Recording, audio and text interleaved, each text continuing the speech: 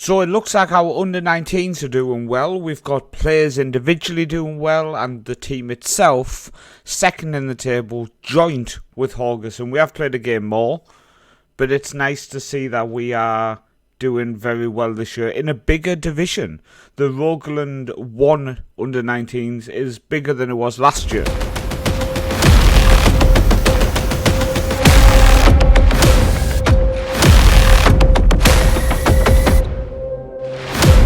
So we've had the positives of the under-19s. Now let's bring you back down to earth. Nearing the end of June, and we are nearly 600,000 in the red now. We are shipping money. It's not pretty. Now, if you are new here, please make sure you do go down and drop a like on the video and subscribe to the channel. Everyone go down, drop a like, and then comment below, sending me your best wishes financially. The more people that comment sending me best wishes financially, the better it will be. So let's pray that works. Now, obviously, we have our debt as well from last season. The fact they took out a $500,000 loan to put in underfloor heating is, yeah, it was not what we needed to spend our money on, to be honest with you. But we're shipping money still. It's exactly the same as before. It's the staff wages, the players' wages, etc. We're well under, but we probably need to trim our staff and players' wages going into next season, which is it's a scary thought that we need to trim. Now, one of the things I would say is if we go into the B team, there's 300, there's 500 there, there's 650, 7, 8, 9, 10. So there's about 1,500 we can save just from letting some B team and backup people go. So that is 6,000 a month, 60,000, 70,000 over the year. So there is ways we can trim without severely damaging the first team. But at the same time, we might have to lose a couple. Now, we are a very young side, which does give us the ability to be able to do this, but I'm a bit concerned long term if we do have to do this. So let's have a look at how it's been going so far this season then. It's been relatively solid in the league, considering how young our side is. You were with us for this opening day victory. We then played Fredrikstad at home, with Merlin getting our goal. A 1-0 defeat away to Asana with Chris Slaveland on the score sheet before we then beat Sogndal, with Myland on the score sheet there. We then played Ålesund. Now bear in mind that last year we played their B team, where this year we got 1-1 draw at home with Knapskog on the score sheet. We then played Rofos away from home, got 3-1 victory. Marlin scoring and Volas with 2 in the last 10 minutes. A 1-2 defeat to Mjøndalen at home, but that's expected. They are one of the better teams. They were a top flight side. We then played Ranheim away from home, and we got 2-1 victory there with 10 men, with John Barisha getting both goals.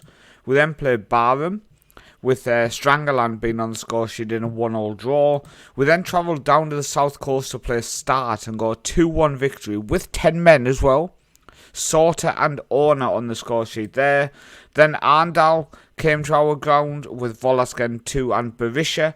Another red card though. I don't know if it's due to the fact that some of our players lack that physical ability against other people, but we just getting there late, putting in dodgy tackles. We then travelled up to Haugesund and beat them 4-2. Sether with 2, Sorter on the score sheet, our young winger, and Orna on the score sheet as well. And we've just played KFUM Oslo and got a 1-1. Chris Slaveland with a red card though, so the captain is suspended for our local rival game today away to Brina. So let's move on to how things went in the cup so far then. So Fløya 0, Egersund 3.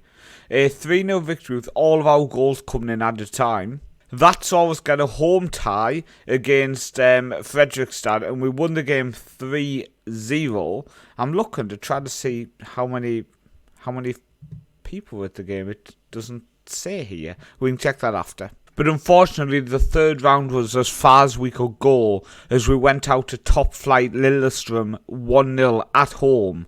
We did have back-to-back home games in the cup, but it didn't help that much. Weirdly, when you go out in the first round, you get £5,000 as a commiseration, basically.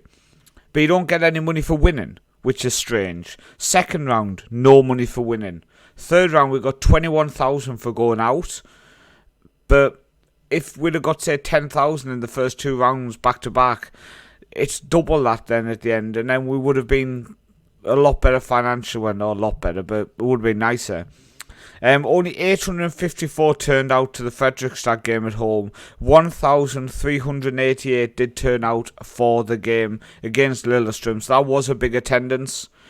But at the end of the day, it wasn't big enough because we just really are struggling financially, as you know. So there's been no signings or anything since the last episode. So all that we're going to be looking at now is the goals and assists. So Berisha is top goal scorer with 5 goals so far this season. Also Volias has 5 as well. Merlin with 4. Sorter, our young right winger, with 3. Orner, our young replacement striker behind Berisha, also has 3. And Larsen from central mid-stroke left wing has 3 as well. Knapskog, Seta and Chris Slaveland with 2. In terms of assists, Madsen has 7, Strangeland with 3, Fanny, Åse, Stengstrud and Larsen and Ugeland and Slaveland all have 2 assists each. In terms of minutes played, the most is Sherstein, our goalkeeper. Merland, Madsen, then Chris Slaveland, suspended today, is going to drop down there. Larsen, Midskog and Fanny, Knapskog, Orner and Berisha roughly around the same. But Berisha did pick up a knock earlier in the season, so didn't play for a few games. But we speak about the fact that maybe in the summer I can't strengthen the squad at all.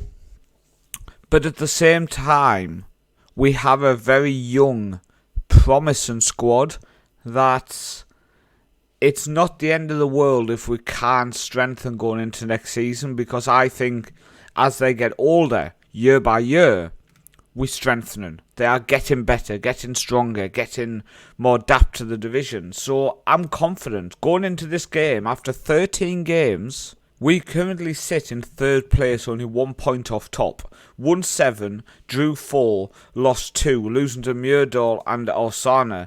We doing well. We are doing well. If I ended 10th, I would be delighted, because I know then, as our players get that 1 year old and 1 year older again and again, these players can push on. These players can be successful at this level, in my opinion, and they've shown that in the first 13 games of the season. There's 17 games to go, but I have a lot of faith that we're putting together a very strong side here.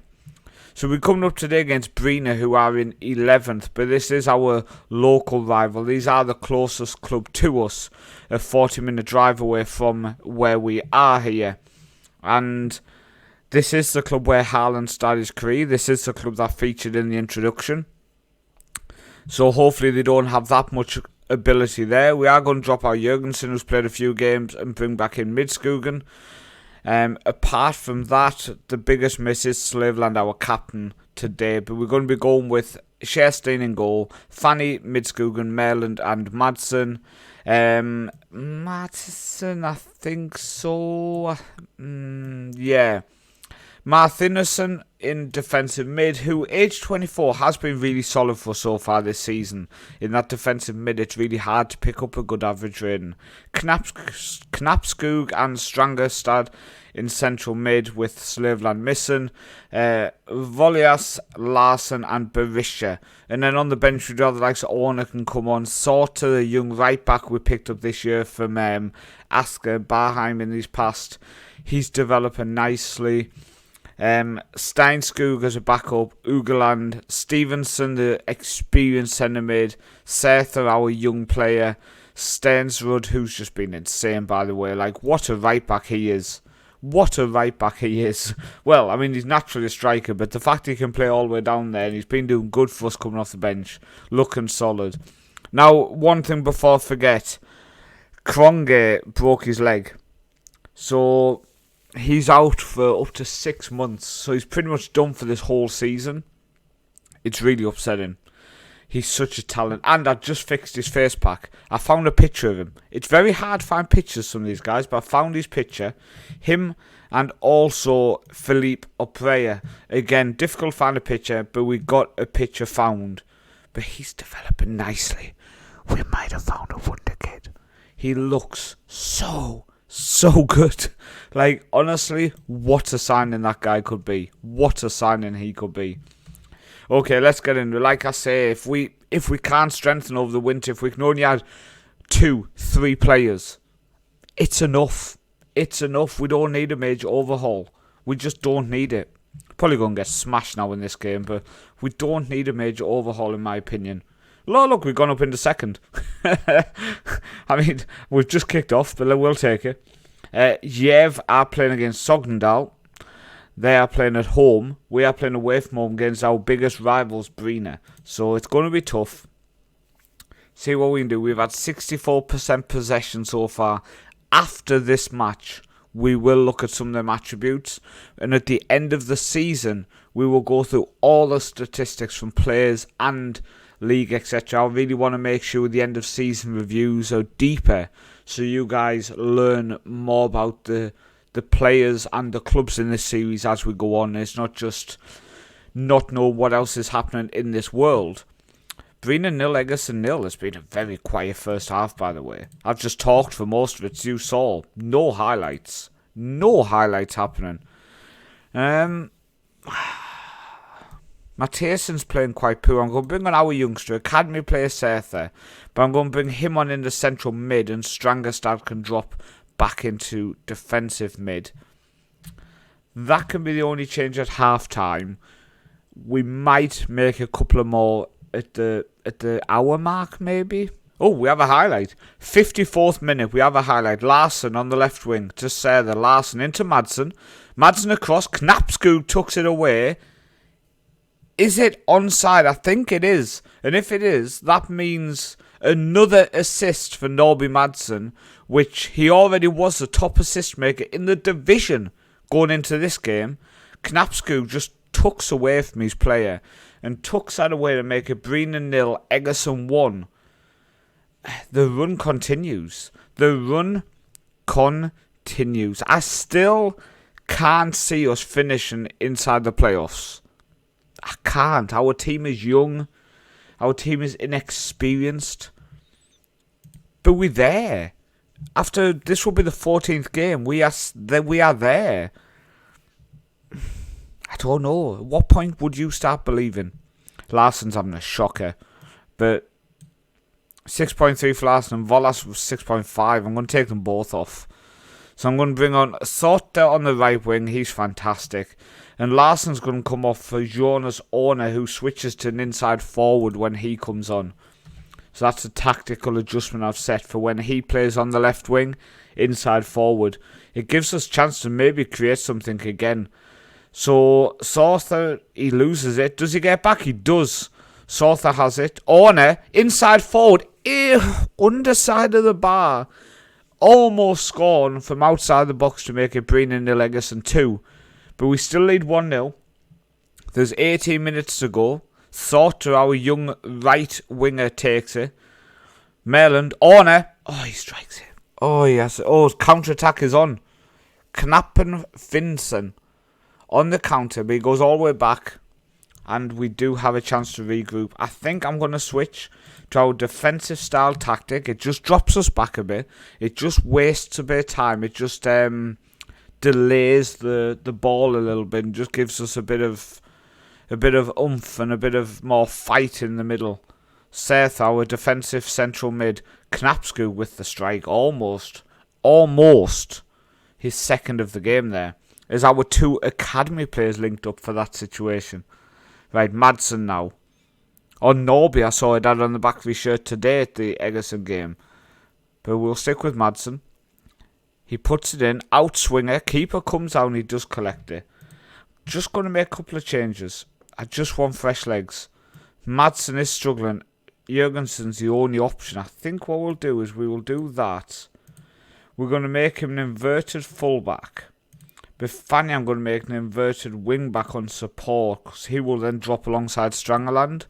It will make a 3-2. Instead of our fullbacks bombing forward, it'll just tighten up that central position a bit. And our wingers are starting deeper, which does mean that they will help out down the flank, which means we can do that. Fanny now Puts it across. Berisha. Oh, twice off the bar in the second half now. Twice off the bar. Now I'm just going to tell us to focus. There is 2 minutes of the game left. 2 minutes left. Come on. Get the whistle done. Get the whistle done. Come on. Brina 0. Egerson 1. What a win that is. What a win. We go top of the table. We go top of the table. 14 games in, we are top of the table. Unbelievable. Now, what I want to look at then is this kind of stuff. So far, after few teams played 13, but we have 60% possession average. So we are dominating that. Headers won ratio, we are winning that at 56%. We're also winning yellow cards and red cards, but let's forget about that. Just forget about it. So in terms of goals, we are 5th with 25 goals. Expected goals, and we're actually under that. We are expected 25.5, and we've got 25. So it's close enough, isn't it? It's close enough. Cross completion, we top on that as well as 17%. Goals from corners, we're in mid-table with 4. Pass completion ratio at 88% shows we're not wasting possession. So when you look at them offensive stats, we have the most possession. We have the most successful passes. We also have the most successful crosses, which means even out wide, we are not wasting the ball anywhere near as much as anybody else in the division. Shots on target of 47% means we're not shooting from anywhere and just blasting them over wide and stuff, which is fantastic as well. Fouls against, we've gave away 202 fouls. Dribbles made 176, which I'm quite proud of, because again it shows we're not just giving the ball away. And also final third passes, 1,163. Again, we're holding onto the ball. We're not just relinquishing possession. And look at it like this. Look how young our squad is. Their passing, their composure, their concentration, their decisions, their stamina, all of it is only gonna get better. Now, one of the big things that comes with experience, and this is something which is an issue that we need to improve, because it's not all just roses. Tackles won, 227, 13th place. Tackles won percentage at 76%. Means we may be going into tackles we shouldn't be. Should we be standing off more? Should we be stepping up? At the minute we're stepping up, we're pressing high and into them. Should we be dropping off? Because interceptions wise, we've only made 204. So that tells me if we drop off more, we'll make more interceptions, and we'll also might be a bit more successful on our tackles because we're not rushing it as much. We are not rushing in and trying to win that ball back too quickly. Because maybe we are dominating possession, we are controlling games a bit more. So when I look at that, straight away that tells me I want to go to my tactic. I want to go out of possession. That's where the issue is, out of possession. And I don't want to remove get stuck in because I like it. But I'm just wondering, it'll ask the defenders to adopt a safety-first approach by typically defending close to their own goal when the opposition is attacking. It reduces vulnerability of giving up space in behind, but it does concede more territory and invite more pressure. That is one of the options I wondered. Should we do that? But then also, step up, press higher, compact the midfield. Would we win the ball more there? It's a difficult decision because you need to decide, okay, which one of these will result in us having a better tackle percentage? Which one of these will give us more interceptions? Which one of these will make us just better defensively? Now, another thing I want to look at, if we go to stages, 9 goals conceded in 14. Do we need to make any changes?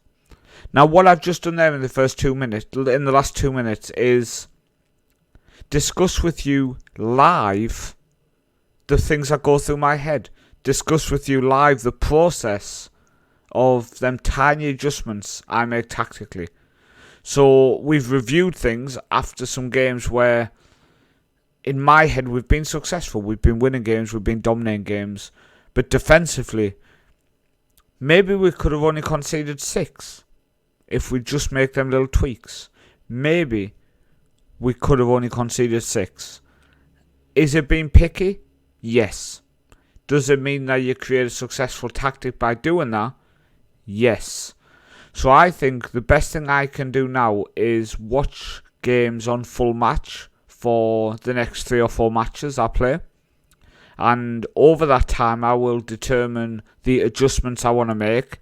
And in the next episode, we will look at what adjustments I made.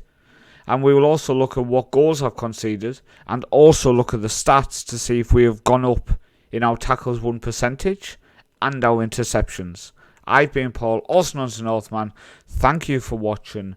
We are top of the league.